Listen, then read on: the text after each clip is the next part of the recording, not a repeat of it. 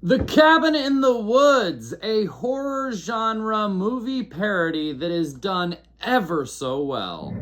Written by Goddard and the great Joss Whedon, this film is the directorial debut by Goddard. It is a very interesting concept for a movie and took the two of them 3 days to write by locking themselves in a hotel room over the weekend and working from 6 a.m. to 1 a.m.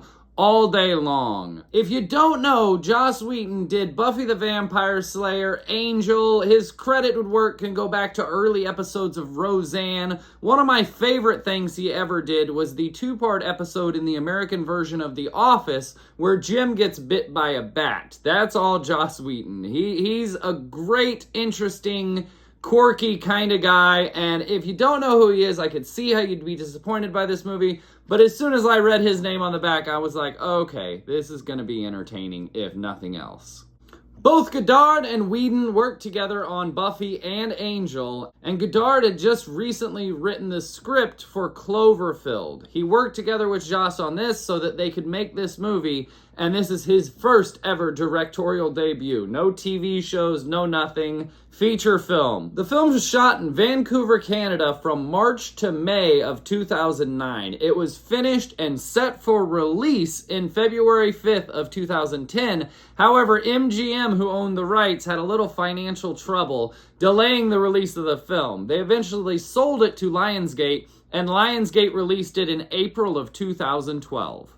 With a Rotten Tomato meter of 92%, a popcorn meter of 74%, and a 7.0 on IMDb. Critically acclaimed and fans kind of mixed reviews. I understand why, but I love this movie.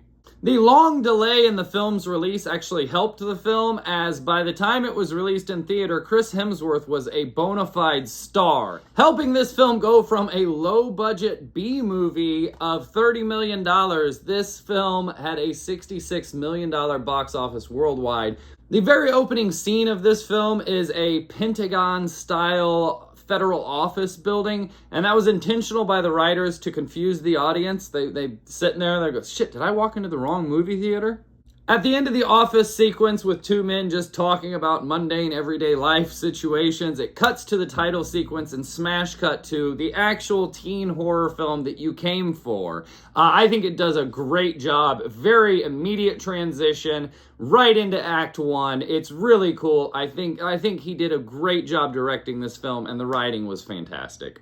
The opening sequence with the kids starts off with a great song, modern, into the mood. It's makes you feel like you're there with these 5 teens as they're heading off to the woods. It opens with a 40-year-old joke, which I found interesting. The joke of, I learned it from watching You, Dad. It's a 40-year-old joke from an 80s anti-drug commercial. This film is more made for people my age than the teens that are portrayed in the movie. So I think it probably would have suffered very, very badly at the theater if Chris Hemsworth wouldn't have been a giant star at the time. Maybe I'm not giving enough credit to the intelligence of the general population as far as horror films, but it's definitely something targeted towards my generation. The film stars 5 teens who play the typical horror movie tropes. You've got the Madonna and the whore, you've got the jock and the brain, and you've got this stoner. It's great, and the way that it opens with the stoner coming in, smoking out of the giant coffee cup. I love the way that this movie was set up. For the first half, I was a little confused, but kind of almost immediately, I was like, okay, what are you doing here, Whedon? Like, all right, I get that this is not going to be a typical horror film. After the stoner character gets out of his car, he reaches through the opened window to lock the door, a la 1994's The Cowboy Way. I love it. I think that he played the character really well, and they wrote for him very well. He has some great lines in this movie, fantastic little one-liners, like, yeah, that makes what kind of sense? Like, he does really good at this part. I believe he's probably smoked pot. Like, it takes one to know one, but I'm pretty sure he's a stoner in real life. The stoner is truly my favorite character of the movie, and that should be for very obvious reasons. I just identify with him well for some reason. Not to spoil the plot in any way, but the movie is a parody of all horror movies, horror genre, and horror tropes rolled into one, and almost immediately you realize that it's a comedy. I was laughing my ass off with Mordecai over the speakerphone. I think that it's done very comedically well, but it's still got a lot of jump scares and things like that that will scare people who aren't used to horror films. I think if you're a fan of horror films, it's great to watch just as an easy Sunday afternoon thing. And if you're not a fan of horror films, this will still scare you, even though I would say it's more of a comedy. It crosses both genres very well.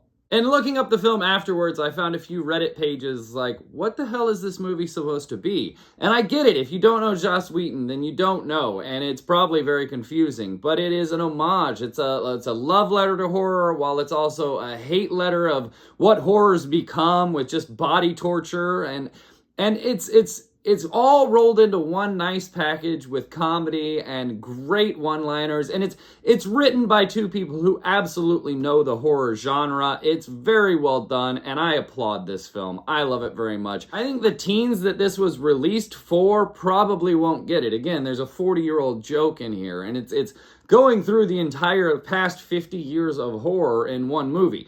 So the kids probably aren't the target audience, and they probably don't get it. But the people my age, my generation, absolutely get it, and I absolutely love it. Let me know what you think in the comments below. But this is a great movie, and I absolutely plan on watching it again. The final girl being beaten in the background while everyone's partying. The stoner is the hero of the film. The guy finally gets to see a merman, even though it's not the way that he wanted to see it. I think there's so many good elements of this film. It's really, really worth a watch.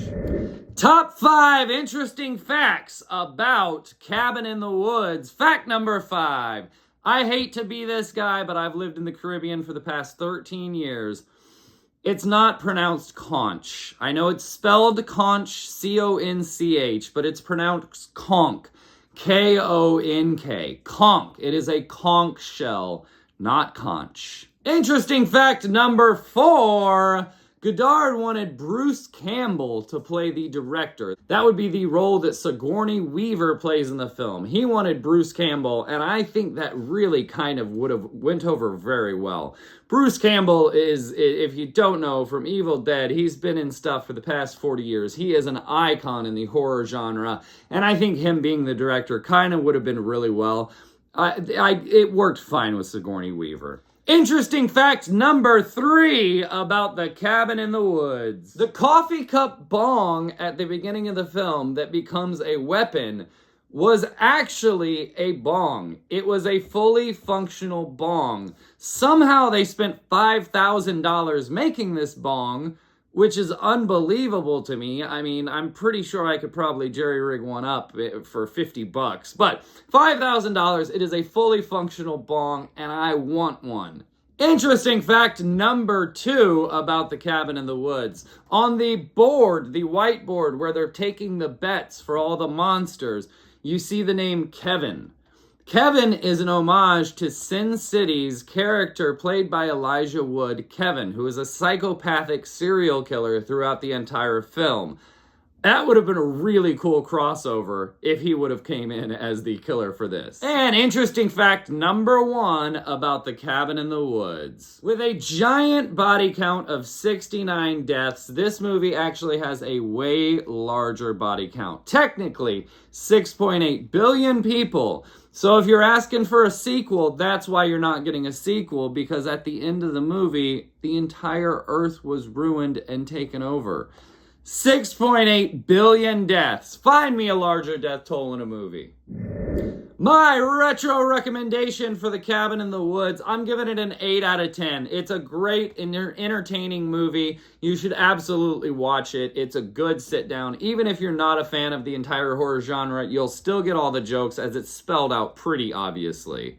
For our Halloween rating, we've got 2 out of 5 on the jump scare meter. There are a few jump scares. Again, if you're not used to horror movies, it'll probably catch you off guard. I didn't find any jump scares that affected me, but it's a great, great film. For our chills meter, I'm going to give it a 3 out of 5. It is a little bit frightening. I mean, you've got zombies who love pain following you. So I'm going to give it the credit where it is due. However, jumping back and forth between the control room and the cabin is a little less chilling. You know what I mean? For our gore meter, I'm giving it a 4 out of 5. Plenty of gore, plenty of freaky stuff, plenty of monsters. The concept is great. I love all the different monsters coming out of the cubicles. It's a really well done film. My story behind this movie, I got it in a bulk collection. I went in blind. I knew nothing about it. I read the back a little bit and I saw Joss Whedon and I went, okay, I might be entertained by this. I went in completely blind expecting a teenage summer lake horror film and was pleasantly surprised by what I got. Again, recommendation 8 out of 10. You should watch this film. I will definitely be watching this again. Doesn't need to be on Halloween, doesn't need to be in October, but it's a good movie to watch. For our special features, we've got a Lionsgate release. There is a 28-minute behind-the-scenes making-of documentary, a 13-minute secret stash look at all the pot paraphernalia that they made for the film, which I found entertaining. And there's commentary with Josh and Drew, so there's a few special features. There's plenty enough to keep you entertained. Definitely worth a watch. That is The Cabin in the Woods. Happy Halloween!